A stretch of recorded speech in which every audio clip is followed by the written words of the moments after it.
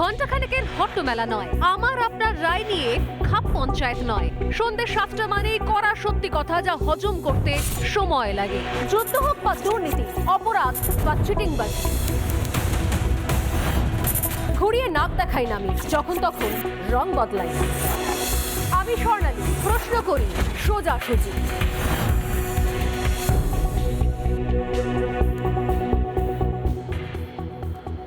সজাগ থাকতে হবে, সতর্ক থাকতে হবে, চোখ কান খোলা রাখতে হবে সবসময়। আশপাশে ডায়ে বায়ে কোথায় কি চলছে জানতে হবে। আর সে জানানোর কাজটাই রয়েছে মিডিয়ার, সংবাদ মাধ্যমের। যে আপনি যা দেখছেন, রোজকারের খবরে যা আসছে, তার বাইরেও কি চলছে প্রত্যেক মুহূর্তে আমাদের জানতে হবে।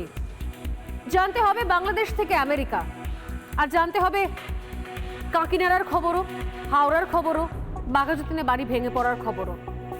এই মুহূর্তে বিভিন্ন সময়তে আমরা বাংলাদেশের খবর আপনাদের দিয়ে এসেছি বিগত অগস্ট থেকে। 5ই অগস্ট বা তার আগের সময় থেকে টানা বাংলাদেশের খবর সব থেকে বেশি দিয়ে এসেছে রিপাবলিক বাংলা। এবং এটাও ঘটনা যে এই মুহূর্তে, প্রত্যেক মুহূর্তে ইনফ্যাক্ট সেখানে পট পরিবর্তন হচ্ছে, ছবি বদলাচ্ছে। যেরকম আজকের ঘটনা তুলে ধরা খুব গুরুত্বপূর্ণ, কারণ এই মুহূর্তে সেই দেশটা যে পথে চলেছে সেখানে সংবিধানের বদলটা হচ্ছে অবশ্যম্ভাবী। অর্থাৎ সংবিধান বদলানোর দিকে একটু একটু করে এগোচ্ছে মোহাম্মদ ইউনূস। যেটা আশঙ্কা করা হয়েছিল বাংলাদেশের সংবিধান পরিবর্তন হলে কোন কোন বিষয়গুলো পরিবর্তন হবে এবং কি কি হতে চলেছে। প্রত্যেকের একটাই দাবি ছিল, একটাই বক্তব্য ছিল, বা যারা বাংলাদেশের এতদিন ধরে যারা এই আন্দোলনে যারা সক্রিয় ভূমিকা নিয়েছিলেন, সেই সমস্ত তরুণ ছাত্র যুবক, তাদের পরিবারের লোকজন, এমনকি রাজনৈতিক দলের লোকজনেরা পর্যন্ত একটাই দাবি জানিয়েছিলেন যে নির্বাচনটা হোক, আগে নির্বাচন হোক, আগে একটা স্থায়ী সরকার হোক, তারপর দেখা যাবে কি রাখা যায় আর কি ছাড়া যায়। কিন্তু সে ঘুরে বালি, নির্বাচন দুরস্ত, আগে কি কি কারেকশন দরকার সেগুলো করতে শুরু করেছে মোহাম্মদ ইউনূস। দেখুন, প্রতিবেশী দেশে একটা স্থায়ী সরকার হলে যাবতীয় সমস্যার সমাধান করা সম্ভব হয় আলোচনার মাধ্যমে। কারণ এর আগে আমরা দেখেছি যারাই প্রতিবেশী দেশে ক্ষমতায় এসেছে তারাই কেউ ভারতের সঙ্গে সম্পর্ক নষ্ট করতে চায়নি, কারণ চাওয়ার কোনো কারণও নেই। ভারতের মতো এই মুহূর্তে শক্তিধর দেশ, সব দিক থেকে শক্তিশালী রাষ্ট্র শক্তিশালী রাষ্ট্র, এবং তার সঙ্গে তার বাণিজ্যিক যে সুযোগ রয়েছে, ভারতের মতো দেশের সঙ্গে সম্পর্ক ভালো রাখলে যে সুযোগ পাওয়া যায় তা কেউ নষ্ট করতে চায়নি। কিন্তু স্থায়ী সরকার এলে তো এই ধরনের বিচ্ছিন্ন আন্দোলন, ভারত বিরোধী স্লোগান বারবার করে উঠতে থাকে না। স্থায়ী সরকারের সঙ্গে স্থায়ীভাবে কথা বলা যায়, সমাধান সূত্র বার করা যায়।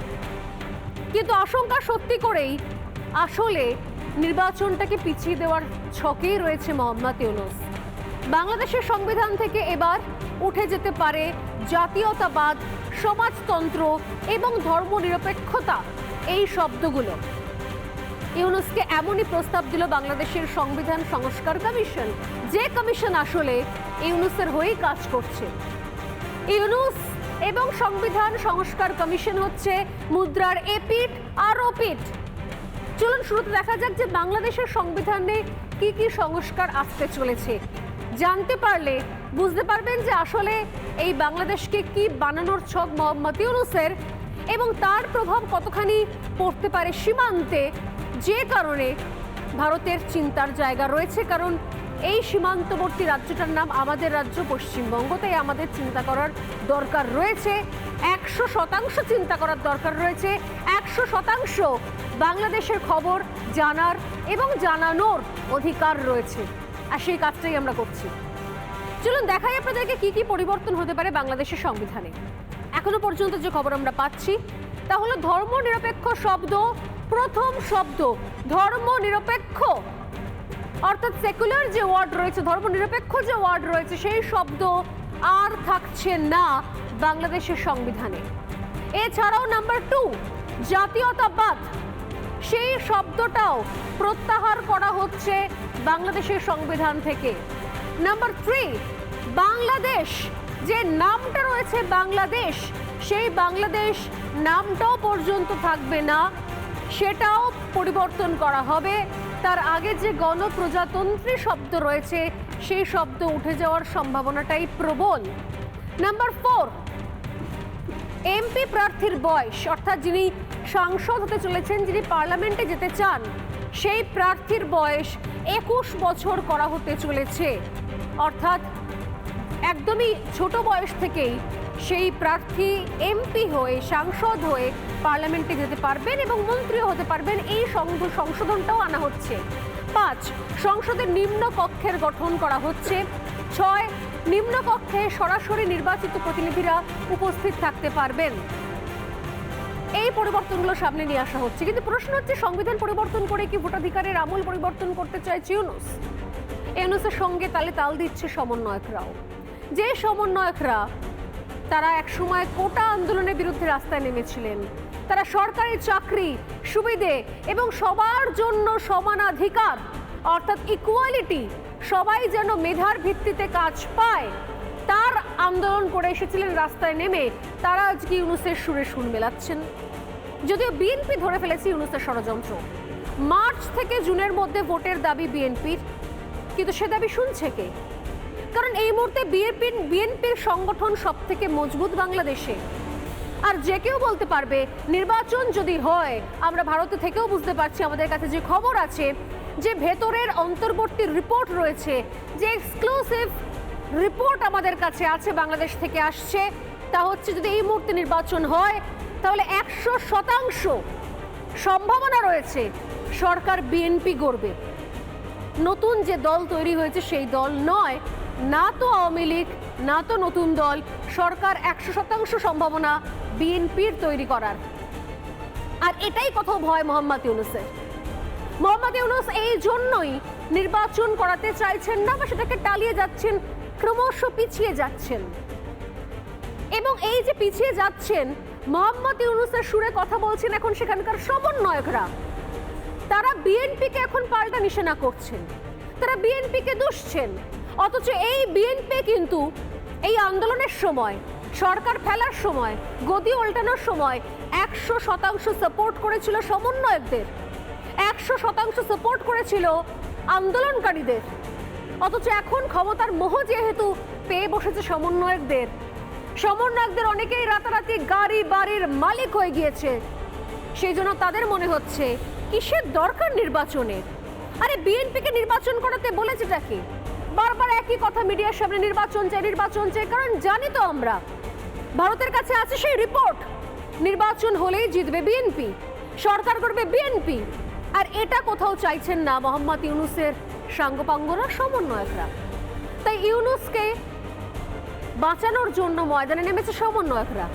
আমি আপনাদের 3টে বক্তব্য শোনাবো খুব স্পষ্টভাবে, যে বক্তব্যগুলো শুনলে আপনি বুঝতে পারবেন যে কিভাবে বিএনপির সঙ্গে আসলে কার্যত সম্মুখ সমরে নেমে পড়েছে সমন্বয়করা, বা তাদেরকে ব্রেন ওয়াশ করানো হয়েছে, মগজ ধরাই করানো হয়েছে। বলা হয়েছে যে বিএনপি আসলে যা চাইছে তা ঠিক নয়।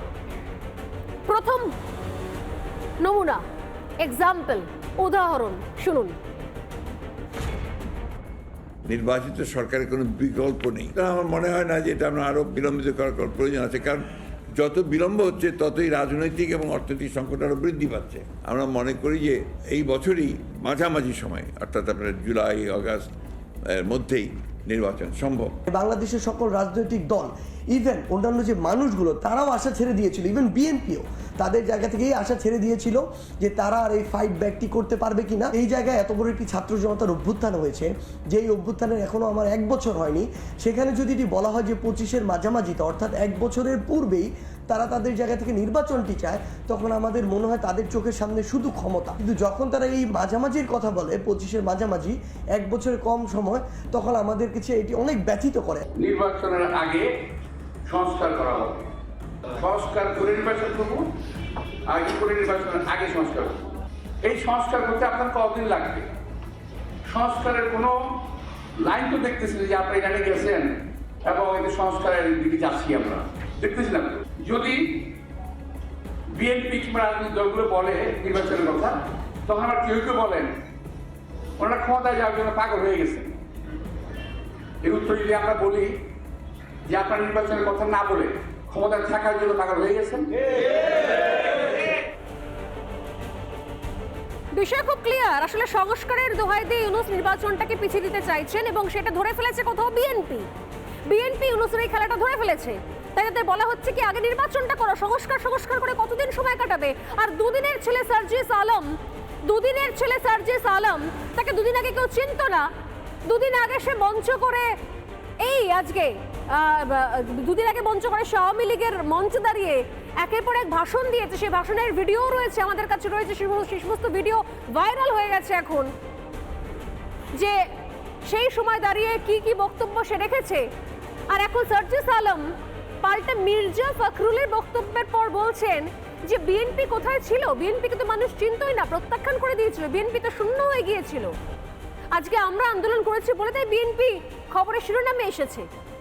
সার্জিস আলমদের মতো এই সমন্বয়কারীরা এই সাহসটা পাচ্ছে কোত্থেকে? ঠিক ধরেছেন, মোহাম্মদ ইউনূসের থেকে।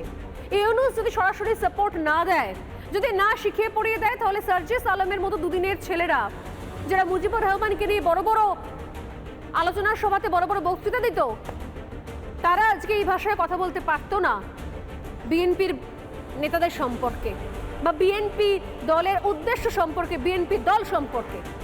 কতটুকু জানে সার্জিস আলমরা? আমি সরাসরি আরো দুটো এক্সাম্পল দেবো, আরো দুটো উদাহরণ দেবো, তাতে আপনারা বুঝতে পারবেন যে আসলে সার্জিস আলম নয়, সুতরাং যেখান থেকে টানা হচ্ছে সেই মাথায় বসে রয়েছে মোহাম্মদ ইউনূস। কিভাবে? দুটো বক্তব্য শোনাই, শুনে বুঝতে পারবেন। দেখুন, প্রধান নির্বাচন কমিশনার সহ নির্বাচন কমিশন গঠন করা হয়ে গেছে, কমিশন দায়িত্ব গ্রহণ করেছে। এখন থেকে তাদের হাতে দায়িত্ব ন্যস্ত হলো ভবিষ্যৎ সরকার গঠন করার প্রক্রিয়া শুরু করার। অল্প কিছু সংস্কার করে ভোটার তালিকা নির্ভুলভাবে তৈরি করার ভিত্তিতে নির্বাচন সম্পন্ন করতে হয়, তাহলে 2025 সালের শেষের দিকে নির্বাচন অনুষ্ঠান হয়তো সম্ভব হবে।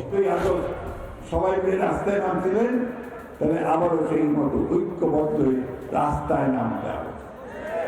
রাস্তায় নামতে হবে অধিকার আদায়ের জন্য, ভোটের অধিকার আদায়ের জন্য, ভাতের অধিকার টানার জন্য এবং ন্যায় বিচার পাওয়ার জন্য, সামাজিক মর্যাদা পাওয়ার জন্য। আমরা 53 বছর আগে স্বাধীন। আমাদের দুর্ভাগ্য যে আমরা এখন পর্যন্ত একটা ব্যবস্থা করতে পারলাম না, যে ব্যবস্থায় প্রতি 4 বছর বা 5 বছর পর পর আমরা একটা ভোট করব, সেই ভোটে আমরা আমাদের পছন্দ মতো লোককে বাছাই করে আমরা পার্লামেন্টে পাঠাবো।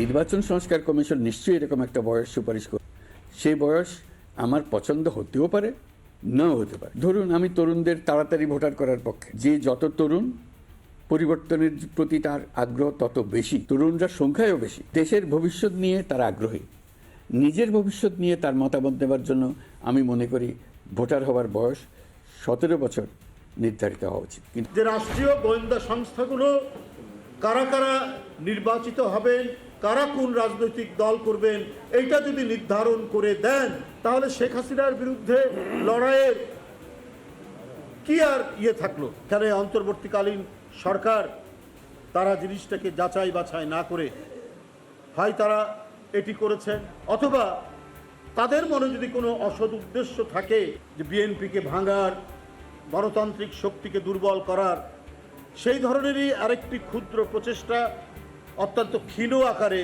এই সরকারের ভিতরে কাজ করছে কিনা এই নিয়ে জনমনে কিন্তু ব্যাপক সন্দেহ দেখা যায়। একটা বিষয় স্পষ্ট, না ইউনূসের কোনো রকমের উদ্দেশ্য নেই বাংলাদেশে ভোট করানোর, আর বিএনপি সেটা বুঝে ফেলেছে। আর এই মৌকাতে একটু একটু করে সংশোধনের নামে, সংস্কারের নামে গোটা বাংলাদেশকে জামাতের হাতে দায়িত্ব সহকারে তুলে দিচ্ছে মোহাম্মদ ইউনূস। কারণ মোহাম্মদ ইউনূস নিজেও জানে যে 20 তারিখের পর, অর্থাৎ 20 তারিখের পরে, 20 জানুয়ারির পরে যখন ট্রাম্প চলে আসবে, তখন চাপ তার উপরে ভয়ঙ্কর বাড়বে। হতে পারে দেশ ছেড়ে হাওয়াও হয়ে যেতে পারে মোহাম্মদ ইউনূস। তার আগে যতখানি সম্ভব এগিয়ে দিয়ে যাওয়া হচ্ছে, সংস্কার করে যাওয়া হচ্ছে, যাতে মোহাম্মদ ইউনূস না থাকলেও জামাতিরা পুরোটা কন্ট্রোল নিতে পারে। যেরকম তাবর জঙ্গিদেরকে জেল থেকে ছেড়ে দেওয়া হয়েছে। আরও বেশি স্পষ্ট হয়েছে ইউনূসের চক্রান্ত।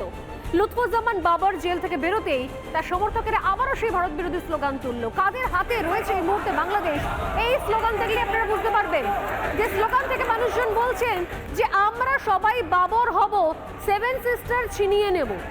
আমরা সবাই বাবর হব, সেভেন সিস্টার ছিনিয়ে নিব। দেখুন,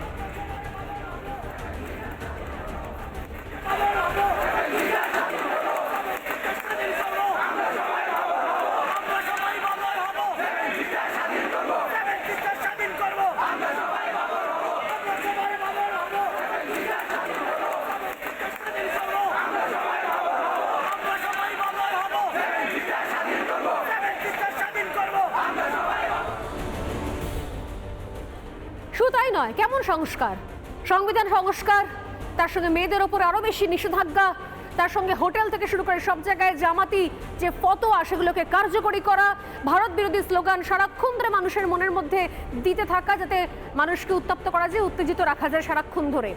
বাংলাদেশের মহিলাদের পর্দার আড়ালে রাখতে চায় মোহাম্মদ ইউনূস কি? কারণ সেই দিকেও তারা এক ধাপে এগোচ্ছে। কিছুক্ষণ আগে মির্জা ফখরুল বলছিলেন যে সংস্কারের নামে সময় কেনা হচ্ছে। কিসের সংস্কার চাইছে মোহাম্মদ ইউনূস? জামাতের হাতে গোটা বাংলাদেশকে তুলে দেওয়ার জন্য পরিকল্পনা, সেই সংস্কার। বাংলাদেশের বাজারে বোরখা ছাড়া ঢুকতে পারবেন না মহিলারা, আগে শুনিয়েছিলাম সেই স্লোগান, অল্প অল্প শোনাবো আমি। সেই স্লোগান শুনতে পাচ্ছেন আপনারা। আগে এরকম ফতোয়া জারি করেছিল কট্টরপন্থীরা, বোরখা ছাড়া বাজারে যাওয়া যাবে না। আর আজকে ঢাকায় বোরখা পরে মিছিল মহিলাদের, তাদের দাবি নতুন করে পরিচয়পত্র দিতে হবে। পরিচয়পত্রের ছবিতে মহিলাদের মুখ দেখানো যাবে না, বুঝুন ঠেলা। তাহলে কিসের পরিচয়পত্র? যে পরিচয়পত্রতে মহিলাদের মুখই দেখানো যাবে না, তাহলে সেই পরিচয়পত্রের মানেটা কি? ফাতিমা না অন্য কেউ, লোকে বুঝবে কি করে? কারণ মহিলাদের মুখ ঢাকা, পরিচয়পত্র ছবি থাকবে না, তাহলে সেই পরিচয়পত্রের মানেটা কি দাঁড়াচ্ছে? কিসের সংস্কার চলছে? একের পর এক সংস্কারের নামে একটু একটু করে জামাতের হাতে দেশটাকে তুলে দিচ্ছে মোহাম্মদ ইউনূস। কারণ সময় খুব কম। যে বাংলাদেশের হোটেলে গোমাংস বাধ্যতামূলক করে দেওয়া হয়েছে, ফতোয়া জারি করা হয়েছে। হিন্দু হোটেলগুলো এক এক করে বন্ধ হওয়া শুরু করে দিয়েছে। যে সমস্ত হিন্দু হোটেল, নিরামিষ হোটেলে গোমাংস রাখা হতো সেগুলোকে বন্ধ করে দেওয়া হচ্ছে, ঝাঁপ ফেলে দেওয়া হচ্ছে, জোর জবরদস্তি হিন্দু হোটেলে ভাঙচুর চলছে। কদিন আগে আমরা খবর পেয়েছিলাম যে গোবিন্দাস কিচেন বলে এক নিরামিষ হোটেল, সেই নিরামিষ হোটেলের নাকি ঝাঁপ বন্ধ করে দেওয়া হয়েছে। এই খবরটাও এসেছে যে এই হোটেলটাতেও নাকি বাধ্যতামূলকভাবে গোমাংস রাখার জন্য চাপ দেওয়া হচ্ছে টানা। আমরা যোগাযোগ করার চেষ্টা করেও ওই হোটেল মালিকের সঙ্গে যোগাযোগ করতে পারিনি, কিন্তু যে খবর এসছে, যে ছবি এসছে আমাদের কাছে সূত্র মারফত, তাতে দেখতে পাওয়া যাচ্ছে দীর্ঘদিন ধরে, বেশ কয়েকদিন ধরে এই গোবিন্দাস কিচেন নামক এই নিরামিষ দোকানটি, হিন্দু দোকানটি, তা বন্ধই রয়েছে। তাহলে কি হবে? কি করতে চাইছে মোহাম্মদ ইউনূস? আর কেন এবার নির্বাচন করতে চাইছে না? ভোট হলে কি হতে পারে বাংলাদেশে? চারটে পয়েন্ট খুব গুরুত্বপূর্ণ। ভোট হলে বাংলাদেশে কি হতে পারে? প্রথম বিষয় হচ্ছে, একটা বিষয় খুব ক্লিয়ার, বাংলাদেশে এই মুহূর্তে নির্বাচন হলে বিএনপির জেতার সম্ভাবনা 100%। সরকার গঠন করার সম্ভাবনা বিএনপিরই। শুধু তাই নয়, তারেক রহমান তার দেশে ফেরার সম্ভাবনা রয়েছে। শুধু দেশে ফেরা নয়, এই মুহূর্তে ভোট হলে জিতে ক্ষমতা দখল করবে বিএনপি, দেশে ফিরতে পারবেন তারেক রহমান এবং প্রধানমন্ত্রী পদে শপথ নেবেন তারেক রহমান যদি এই মুহূর্তে নির্বাচন করানো হয়। তার সঙ্গে ছাত্রলীগের ওপর থেকে নিষেধাজ্ঞা প্রত্যাহারও হতে পারে, কারণ বিএনপি ছাত্রলীগ বা আওয়ামী লীগকে একেবারেই তার উপর নিষেধাজ্ঞা চাপানোর মতো মানসিকতা এই মুহূর্তে রাখছে না বলে সূত্রের খবর। এমনকি হাসিনাকে তারাও চাইবে, তারা চাইবে যে হাসিনাকে দেশে ফিরিয়ে এনে বিচার করা হোক। কারণ দীর্ঘদিন ধরে বিচারের নামে খালেদা জিয়াকে বন্দি করে রাখা হয়েছিল, গৃহবন্দী করে রাখা হয়েছিল। এই সুযোগ ছাড়বে না বিএনপি। সেক্ষেত্রে বিএনপিও চাইবে যে হাসিনাকে দেশে ফেরানো হোক, বিচার প্রক্রিয়া শুরু করা হোক। আর এই সবটা স্পষ্ট মোহাম্মদ ইউনূসের কাছে, সেই জন্যই তার নির্বাচনে অরুচি। আর এই মতো অবস্থায় আমাদের দেশের সীমান্ত, আমাদের দেশ এবং বাংলাদেশের সীমান্তে কি কি নতুন খবর পাচ্ছি আমরা সেটাও জানাবো। তবে তার আগে নজর রাখতেই হচ্ছে, আলোচনা করতেই হচ্ছে কোন পথে বাংলাদেশ, সেটা নিয়ে। আমরা মনে করি যে এই বছরই মাঝামাঝি সময়, অর্থাৎ আপনার জুলাই আগস্ট এর মধ্যেই নির্বাচন সম্ভব।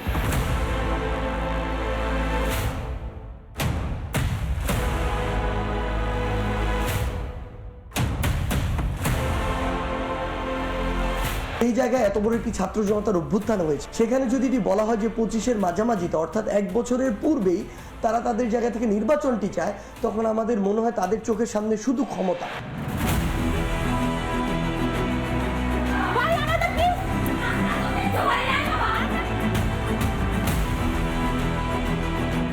গরু কারো মা নয়, গোশত রাখতে নাই কোনো ভয়। এই মুহূর্তে আমাদের সঙ্গে যারা রয়েছেন তাদের সঙ্গে এক এক করে আলাপ করে নিয়ে আমার সঙ্গে স্টুডিওতে রয়েছেন বিজেপি মুখপাত্র রাজস্বী লাহিড়ী, রয়েছেন বিশিষ্ট সাংবাদিক এবং সনাতনী সংসদের সদস্য রক্তিম দাস, রয়েছেন আইনজীবী রাধামোহন রায়। স্টুডিওর বাইরে থেকে আমার সঙ্গে আজকে বাংলাদেশ থেকে সরাসরি দুজন যোগদান করেছেন, রয়েছেন গণ অধিকার পরিষদের কেন্দ্রীয় দপ্তরের সমন্বয়ক আরিফ বিল্লা এবং রয়েছেন স্টুডেন্ট অ্যাক্টিভিস্ট এবং সমন্বয়ক সাইদ খান সাগর। দুজনকেই স্বাগত রিপাবলিক বাংলায়, প্রত্যেককে স্বাগত রিপাবলিক বাংলা এবং সোজাসুজি স্বর্ণালীতে। আমি শুরুতেই সাইদ খান সাগর এবং আরিফ বিল্লা দুজনের কাছেই আসবো, কারণ শুরু করেছিলাম বাংলাদেশ নিয়ে, পরে আমি আসবো সীমান্তে। দুজনের কাছে আমার প্রশ্ন যে এই মুহূর্তে নির্বাচন করানোর ক্ষেত্রে যে ছবি আমি দেখতে পাচ্ছি, আমি শুরুতে আসি সাগরের কাছে। সাগর, নির্বাচন করানোর ক্ষেত্রে আপনাদের এত অনীহা কেন? সার্জিস আলম তিনি সবার সামনে বলছেন, মিডিয়াতে বলছেন, তিনি বক্তব্য রাখছেন, প্রেস কনফারেন্স করে বলছেন যে সদ্য তারা ক্ষমতায় এসেছে, তারা বিষয়টাকে বোঝার চেষ্টা করছে, নতুন দল তৈরি হয়েছে, এর মধ্যে 1 বছরের মধ্যে নির্বাচন করা সম্ভব নয়। কিন্তু এরকম তো কথা ছিল না, নির্বাচন তো হওয়ার কথা ছিল এর আগে থেকে, এবং সেরকম কথা দেওয়া হয়েছিল বিএনপিকে। তাহলে এখন নির্বাচনের ক্ষেত্রে এত অনীহা কেন? সাগর। ধন্যবাদ। দেখুন, সবার আগে আপনি যে ভুল কথাটা বলেছেন সেটা হচ্ছে নির্বাচন দেওয়ার প্রশ্নে নিয়ে আমাদের 2000-এর বেশি শহীদ প্রাণ দেয় নাই। আওয়ামী লীগের যে ফেসিবাদকে আমরা হটিয়েছিলাম, সেই ফেসিবাদ হটানোর ক্ষেত্রে আমাদের মুখ্য যে লক্ষ্য ছিল সেটা হচ্ছে বাংলাদেশের সংস্কার, বাংলাদেশের প্রত্যেকটা পার্সপেক্টিভের প্রত্যেকটা স্ফেয়ারের সংস্কার করে তারপর আমরা একটা সুন্দর বাংলাদেশ বিনির্মাণ করতে চেয়েছিলাম। সেই সুন্দর বাংলাদেশ বিনির্মাণের ক্ষেত্রে আমাদের কাছে অন্যতম পয়েন্ট ছিল বাংলাদেশের সংস্কারটা সবার আগে। সেই সংস্কারটা নির্বাচন কমিশনের সংস্কার, সেই সংস্কারটা দুর্নীতি দমন কমিশনের সংস্কার, সেই সংস্কারটা আরো যে কোনো উপায় আছে, আইন বিভাগের সংস্কার থেকে শুরু করে সকল রকমের সংস্কার, এবং এই সংস্কারটাই আমাদের কাছে সবচেয়ে মুখ্য এই মুহূর্তে। আমরা যৌক্তিক যে সংস্কার প্রয়োজন, সেই সংস্কারের পরে আমরা নির্বাচনের কথা বলেছি, এবং এটাই আমাদের মহান সংস্কার মানে কি? আপনি বলছেন খুব সুন্দর বাংলাদেশ হয়েছে, এখানে আপনার দেশের লোক চাইছে নির্বাচন, অন্য রাজনৈতিক দল বিএনপি চাইছে নির্বাচন, এবং আপনি বলছেন নাকি সদ্য আপনারা ক্ষমতায় বসে খুব সুন্দর সংস্কার করেছেন। কেমন সংস্কার? মেয়েদের বোরখা পরা বাধ্যতামূলক করে দিয়েছেন, গরুর গোমাংস মাস্ক করে দিয়েছেন, আপনি সবার আগে যে ওখান থেকে ভারত বিরোধী স্লোগান উঠছে, এটা সংস্কার। সমস্ত ইঞ্জিনিয়ারিং কলেজের বাইরে ভারতের পতাকা মাটিতে ফেলে রাখা হয়েছে, এটা সংস্কার। আমি জানি না কি সংস্কার হচ্ছে বলুন না? আপনি বলছেন খুব সুন্দর বাংলাদেশ, বাংলাদেশ এরকম ছিল এর আগে? কারণ আপনাদের মুক্তিযোদ্ধাদের গলায় জুতোর মালা পরিয়ে ঘোরানো হচ্ছে, এই বাংলাদেশ ছিল আগে। এগুলো সংস্কার মনে হচ্ছে? নির্বাচন করিয়ে দিন, স্থায়ী সরকার আসুক, স্থায়ী সরকার ভোট নিয়ে জিতুক, তারপর তারা ঠিক করবে বাংলাদেশ কোন পথে যাবে। এই ধরনের প্রোপাগান্ডা আপনারা তো মেধার জন্য আন্দোলন করেছিলেন, সরকারি চাকরির জন্য আন্দোলন করেছিলেন, আপনারা কিসের সংস্কার করছেন? তারপরে আপনি এই কথাটা বলুন। আমরা সরকারি চাকরির জন্য আন্দোলন করি না, আমরা বাংলাদেশের সংস্কারের জন্য আন্দোলন করেছি। কোটা সংস্কারের তারপরে যখন কোটা সংস্কারের কথাটা আমরা বলেছিলাম, সেই কোটা সংস্কার যখন সেই সময়ের ফেসিবাদী হাসিনা সরকার মেনে নেয় নাই, তারপর আমরা চিন্তা করেছিলাম এবার আমরা শুধু কোটা না গোটা দেশকে সংস্কার করবো, কিন্তু তার আগে আমরা ভারতীয় দালাল, বিজেপির দালাল শেখ হাসিনাকে আগে তার ক্ষমতা থেকে আমরা উৎখাত করব। আমরা সেটা উৎখাত করেছি। আমাদের অসংখ্য ভাই, আমাদের অসংখ্য বোনেরা, আমাদের মায়েরা, আমাদের বাবারা শেখ হাসিনাকে উৎখাত করেছেন, শেখ হাসিনাকে উৎখাত করেছেন, এত বড় আন্দোলন করেছেন, বেশ করেছেন, তো তারপর তো অনেকগুলো মাস চলে গেল, নতুন সরকারটা কবে আসবে সে উত্তর দিতে পারছেন না আপনারা। আপনারা বলছেন সংস্কার করেছেন, খুব সুন্দর বাংলাদেশ তৈরি হয়েছে। আমরা নতুন সরকার তখনই দিব যখন আমাদের ইতোমধ্যে নির্বাচন কমিশন সংস্কারের জন্য আমাদের যে আপনাদের সমন্বয়ক সার্জিস আলম, আপনাদের সমন্বয়ক সার্জিস আলম প্রকাশ্যে বলছেন যে বিএনপি তো শূন্য ছিল, বিএনপি তো মানুষের কাছে প্রত্যাখ্যাত ছিল, আমরা এসেছি বলে বিএনপি জায়গা পেয়েছে, এগুলো আপনারা প্রকাশ্যে বলছেন।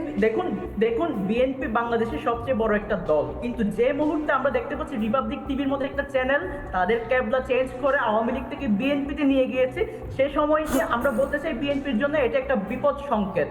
কারণ বিএনপির জেনে রাখা উচিত এবং আপনাদেরও জেনে না, রাখা আপনারা কি ঠিক করেন রিপাবলিক বাংলাকে আপনারা কাদের সমর্থক বলে ভাবছেন? বিএনপির না আওয়ামী লীগের? শত্রু লাগে না, ঠিক আছে? বিএনপির না আওয়ামী লীগের? কাদের সমর্থক বলে ভাবছেন? আপনারা তো সরকার কোনোদিন আসেনি। সবে তো সাগর, সবে তো একটা দেশের গদিতে বসার সুযোগ পেয়ে গেছো সবে। এখনো পর্যন্ত দেশ কিভাবে চলে জানো না কিছু। এখন মনে হচ্ছে সংস্কার করা দরকার। আমাদের কাছে ইম্পর্টেন্ট সেই আওয়ামী লীগ দেশ চালিয়েছে, বিএনপি দেশ চালিয়েছে, তোমরা কি চালিয়েছো? তোমরা কি চালিয়েছো? একটা নতুন বাংলাদেশ করতে, এবং আমরা সেই আমি জানি এখানে রক্তিমদার রয়েছে, শুরু থেকে আমি বাংলাদেশের আলোচনায় রয়েছেন। এরা সমন্বয় করে একটা নতুন বাংলাদেশ তৈরি করেছে। আমি জানি না কিরকম নতুন বাংলাদেশ, নতুন বাংলাদেশ কিরকম বাংলাদেশ আমার জানা নেই। যত সময় দরকার তত সময় আমরা নিব। আমরা যৌক্তিক সংস্কার, আরে নতুন বাংলাদেশের ছেলেমেয়েরা বই পাচ্ছে না, নতুন সাগর, তোমাদের নতুন বাংলাদেশের ছেলেমেয়েরা পড়ার জন্য পাঠ্যপুস্তক পাচ্ছে না, সার্চ করার জন্য স্কুলে পাঠ্যপুস্তক যাচ্ছে না। দেখুন, এই প্রশ্নগুলো শুনতে হবে না তোমাকে? দেশের ভেতর থেকেও শুনতে হবে, প্রতিবেশী দেশ আমাদের থেকেও শুনতে হবে যে নির্বাচনটা কবে। কথাগুলো বলছেন সে সময়ও আমাদের ভারতের বন্ধুরাই, যারা আমাদের সাথে কাঁধে কাঁধ মিলিয়ে এই আন্দোলনে অসম্ভব ভূমিকা রেখেছিল, তারা আমাদেরকে বলছে আপনারা এগিয়ে যান, আমরা যাতে এগিয়ে যাই, আমরা যাতে যৌক্তিক সংস্কারটা করে বাংলাদেশকে একটা নতুন একটা রাজনীতি, নতুন বাংলাদেশের নমুনা দেখছেন। আমি আরিফ বিল্লাহ, এক সেকেন্ড, আমি আরিফ বিল্লাহ আমাদের সঙ্গে রয়েছে, আমি আরিফ বিল্লাহর প্রতিক্রিয়া নেব। আরিফ আপনি কি বলবেন? আপনার প্রতিক্রিয়া আমি নেব। আমি শুনেছি আপনি বিএনপির দীর্ঘদিন ধরে সেই দলটা করে এসেছেন। কি মনে হচ্ছে এগুলো আপনি যে সাগর যে ভার্সন দিচ্ছে তাদের সঙ্গে কি আপনারা সহমত? এখন বাংলাদেশে সংস্কার প্রয়োজন, নির্বাচন দরকার নেই, আপনারা কি সহমত এটাতে? বলুন।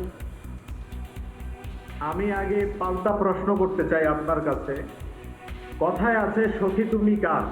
কয়েকদিন আগে বলেন আপনারা আওয়ামী লীগের পক্ষে গুণগান গাইলেন, এখন যখন সুযোগ পেয়েছেন তখন আবার বিএনপির পক্ষে গিয়ে আমাদের মধ্যে বিশাল বড় ধরনের একটা ফাটল তৈরি করার আমাদের বলার কি জায়গা? মির্জা ফখরুলটাকে, মির্জা ফখরুলকে, সমন্বয়করা, মির্জা ফখরুলকে, এটা আপনার মাথায় রাখতে হবে।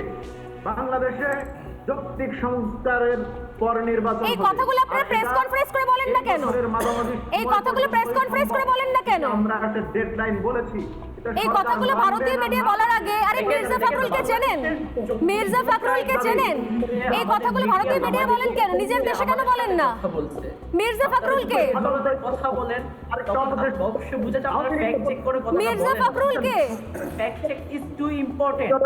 আমি আবারও বলছি, তারা যে অ্যাক্টিভিজম চালাচ্ছেন ফেস্টিভ্যালকে বাংলাদেশে প্রতিষ্ঠা করার জন্য। কি বলছে মমতা ব্যানার্জি? কোথা থেকে চলে এলেন বুঝতে পারছি না।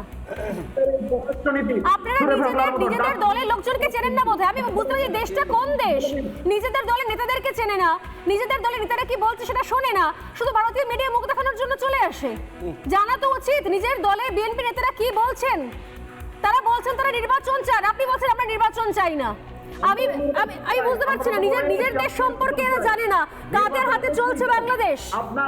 কাদের হাতে চলছে বাংলাদেশ? বিএনপি নেতারা কি বলছে, মির্জা ফখরুল কি বলছেন আপনারা শুনেছেন? একটা নির্বাচনে বন্দোবস্ত তৈরি করব যেখানে নতুন করে আর কেউ অন্ধের দেশে কিবা দিন কিবা রাত, কি বলবেন রক্তিম দা এদেরকে? আসলে এখানে যারা সমন্বয়ক টমনক হয়েছেন এমন অনেকেই আছেন যারা ইতিহাস ভূগোল জানেন না। ইতিহাস ভূগোল জানেন না বলেই তারা এই ধরনের মন্তব্য করছেন। ইতিহাস ভূগোল তো জানেই না, কিন্তু বর্তমানও জানে না, না জানে পাস্ট, না জানে বর্তমান, জানে না। দেখুন, এতদিন জেহাদিরা রাস্তায় নেমেছিল, এবার জেহাদি মহিলারা রাস্তায় নেমে গেছে। হ্যাঁ, বিএনপি সরকার গঠন করতে চাইবে, এটা খুব স্বাভাবিক, কারণ বিএনপি এখন সবচেয়ে এগিয়ে থাকা শক্তি।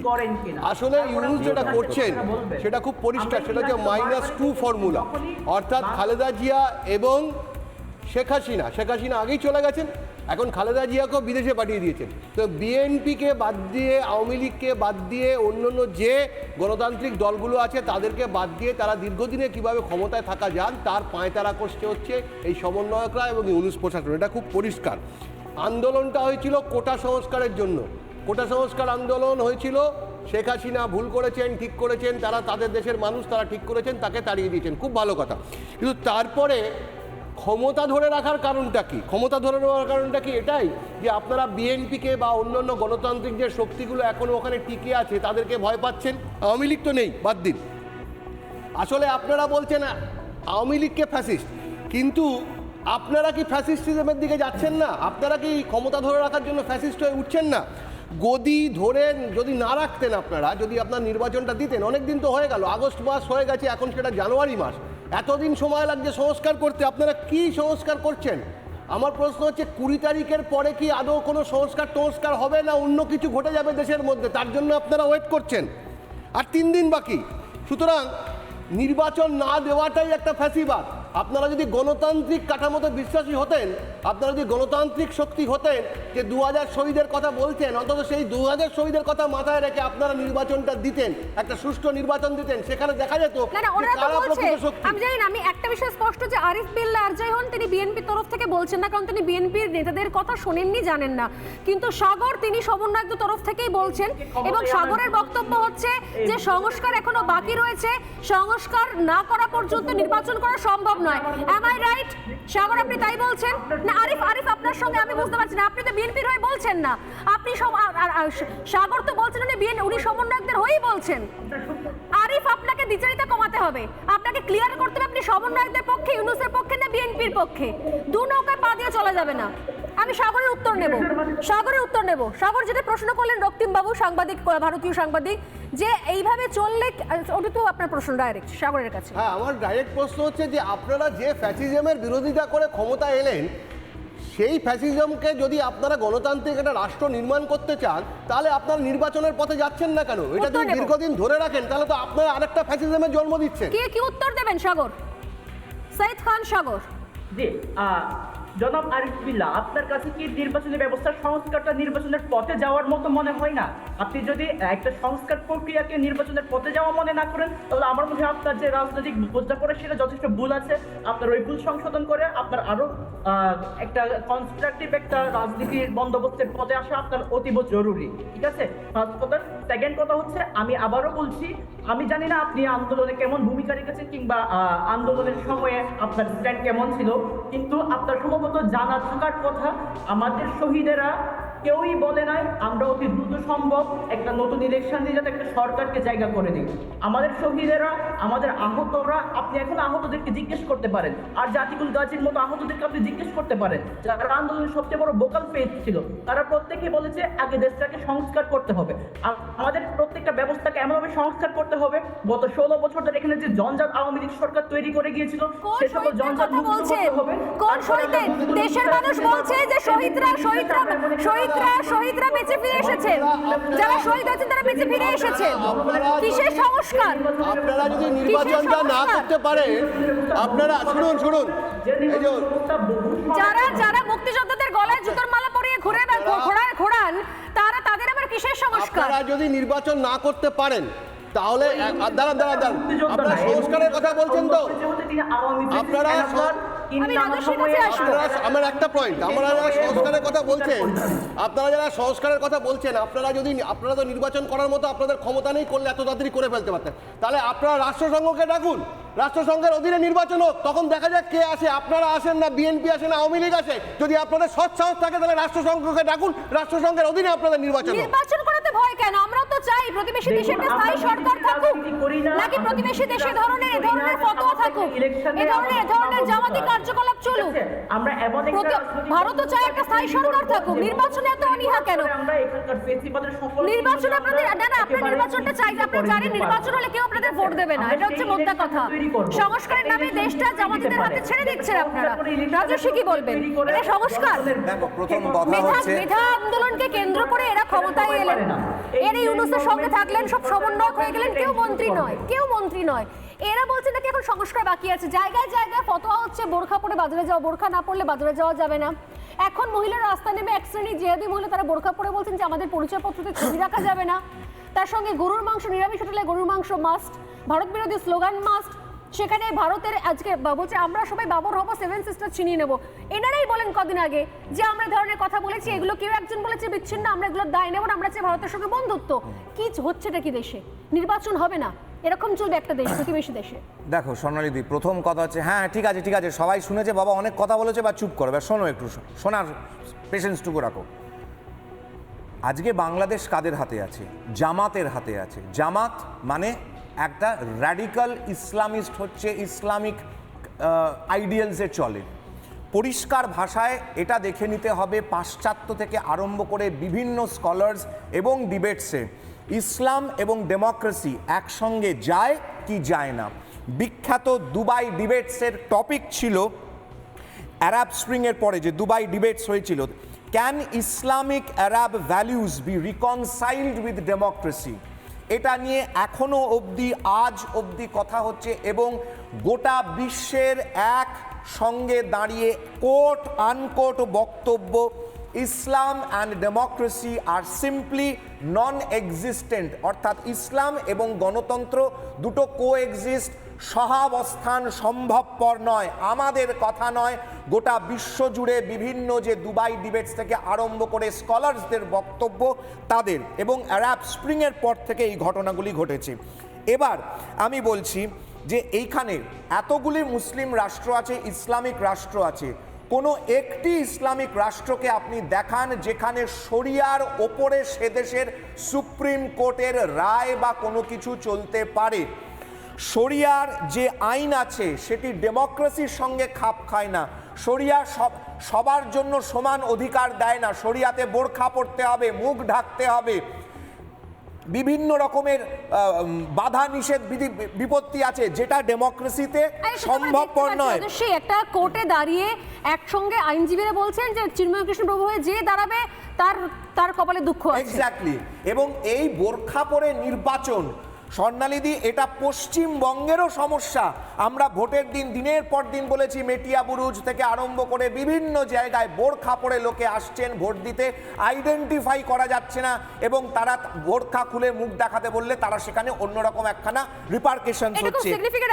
আপনি বলতে চাইছেন যে এই যদি সমস্যা প্রতিবেশী রাষ্ট্রে হয়, নির্বাচনহীন একটা অস্থায়ী সরকার, এবং সেখানে যদি এই ধরনের শাসন চলতে থাকে, বোরখা ম্যান্ডেটরি হয়ে যায়, সেই জায়গা থেকে দাঁড়িয়ে আমরা যে বারবার যে সমস্যার সঙ্গে আমরা লড়াই করছি, অনুপ্রবেশ, সেই সমস্যা কোনোভাবে আমাদের কাছে কোনো নিয়ন্ত্রণ থাকবে না। অলরেডি পশ্চিমবঙ্গে শুরু হয়ে গেছে বিশ্ব হিন্দু পরিষদের স্টল, তারা ধর্মীয় হিন্দু ধর্মের বই বিক্রি করে দীর্ঘদিন ধরে, বইমেলায় সেই স্টলকে বন্ধ করা হয়েছে এবং তার জন্য বিশ্ব হিন্দু পরিষদকে কোর্টে যেতে হয়েছে। পশ্চিমবঙ্গে কোনো মিটিং মিছিল ধর্মীয় শোভাযাত্রা করতে গেলে আজকে কোর্টে যেতে হচ্ছে। একজন বিধায়ক, তিনি কার্তিক মহারাজ, যিনি আমাদের পশ্চিমবঙ্গের হিন্দুত্বের আইকন বলে আমরা মনে করি, তাকে সন্ত্রাসবাদী বলে দিচ্ছেন। তাহলে আমরা কোন জায়গায় বসে আছি? সবটার সঙ্গে সবটা রিলেটেড, এটা একই বাতাস, একই জল, সব সঙ্গে রিলেটেড। আজকে দাঁড়িয়ে এখান থেকে উস্কানি হচ্ছে।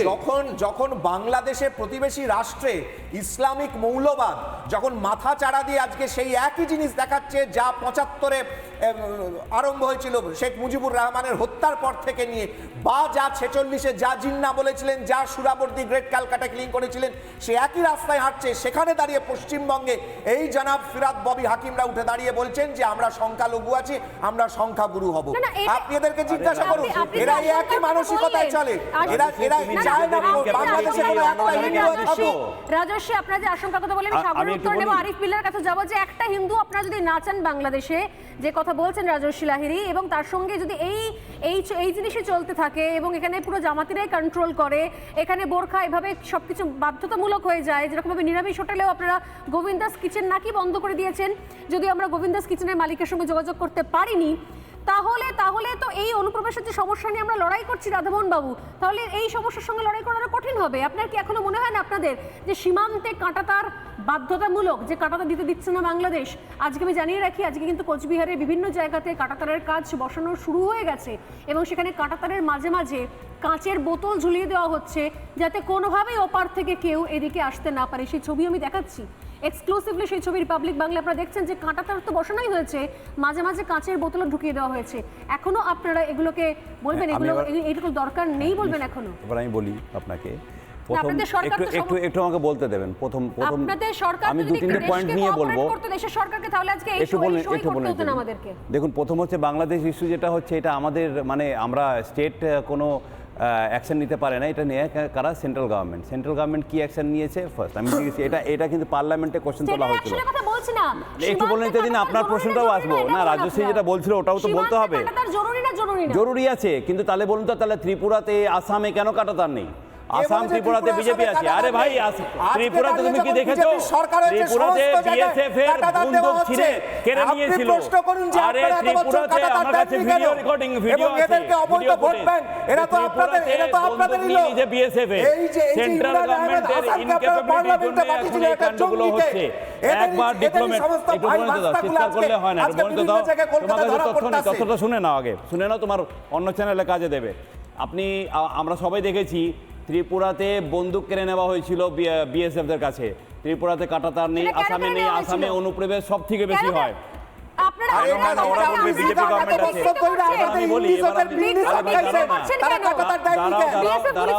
তুমি জানো কত নাম্বার অফ ভায়োলেন্স হয়েছে হিন্দুদের উপরে? বলো তো, এটা পার্লামেন্টে কোশ্চেন করা হয়েছিল। নিজের দেশে থেকে নিজের দেশের খবরই জানেন না। আমরা কাঁটাতার নিয়ে একটাই প্রশ্ন, সাগর রয়েছে, আরিফ রয়েছে। এবার আমাকে না একটা জিনিস বলে দিতে দিন, একটা জিনিস বলে দিতে দিন। 2022, 2023, 2024, 2022 তৃণমূলেরা বলছেন বলুন এরা জঙ্গি, এরা জামাতি, এরা গণতন্ত্র বিরোধী, এরা হিন্দু বিরোধী, বলুন সাহস থাকে বলুন। বিচিত্র অবস্থা।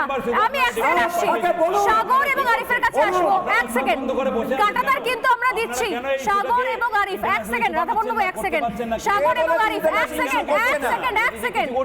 আরে ওনারা প্রতিবেশী দেশ থেকে বসেছেন, ওনাদেরকে কিছু বলতে দিন। সাগর এবং আরিফ, কাঁটাতার কিন্তু আমরা দিচ্ছি, কাঁটাতার কিন্তু বসানোর কাজ শুরু হয়ে গেছে। আপনাদের দলীয় লোকজনই আপনারাই আগে ঠিক করুন যে আপনারা কাঁটাতার দিবেন নাকি দিবেন না, তারপর আমাদেরকে জিজ্ঞেস করুন আমরা কাঁটাতার বসানোর কাজ শুরু হয়ে গেছে। সাগর, সাগর ভাই, ভাই কাঁটাতার বসানোর কাজ শুরু হয়ে গেছে, সেই খবরটাই তো দিচ্ছি, সেই ছবিটাই তো দেখাচ্ছি এক্সক্লুসিভলি। আপনারা কি ঠিক করুন আপনারা কাঁটাতার দিতে পারবেন কিনা, আপনাদের ঐক্য আছে তো, আপনাদের কাঁটাতার দিতে কিনা। এটাই তো ডেমোক্রেসি, ডেমোক্রেসিতে পাল্টা কথা থাকে। আপনাদের তো ডেমোক্রেসি নেই, তাই পাল্টা কোনো কথা নেই।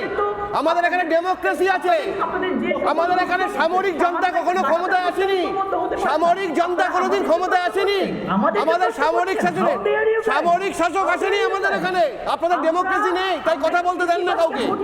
আমরা তো কাঁটাতার বসিয়ে দিলাম, এবার কি করবেন আরিফ বিল্লাহ, কি করবেন এবার? কাঁটাতার তো বসিয়ে দিচ্ছি আমরা, আমরা কাঁটাতার বসিয়ে দিচ্ছি। আমাদের দেশে তৃণমূলের মতো রাজ্য রয়েছে, অন্যান্য রাজ্য রয়েছে, আরো অন্যান্য রাজনৈতিক দলও আছে, কিন্তু সেটাই হয় যেটা দেশের সরকার, কেন্দ্রের সরকার চায়। দেশের সরকার যা চায় সেটাই হয়, এবং কাঁটাতার দেখুন বসে গেছে কিন্তু অলরেডি। আপনারা কিছু করতে পারলেন না, আপনারা কিছু করতে পারলেন না। সময় একদম শেষ, লাস্ট এক লাইন নিয়ে শেষ করবো ভাই। একটা কথার জবাব দাও, শুনে নাও। বলছি পাকিস্তান থেকে আসা কন্টেনারকে চেক না করার এই ফরমান জারি করেছে কেন? যে পাকিস্তান তো ঘরে ঢুকে তোমাদের বাপ ঠাকুরদারে পেঁদাই ছিল, মারছিল, বাংলা ভাষায় কথা বলো বলে সেই পাকিস্তানের নতুন বাপ বানায় তাদের দেশ থেকে কন্টেনার আসছে, সেইটারে চেকিং করানোর পর্যন্ত পারমিশন দিতেছ না। সেইটা লজ্জা লাগে না? বাপ ঠাকুরদার মারগুলা ভুলে গেছো। বাড়ির মা বউদের বাড়ির থেকে টাইমে নিয়ে সই লাগিয়া দর্শন করে ফেলে দিছিল, সেই মা ঠাকুমাদের সেই অত্যাচারগুলো ভুলে গেছো। করে নাই এবং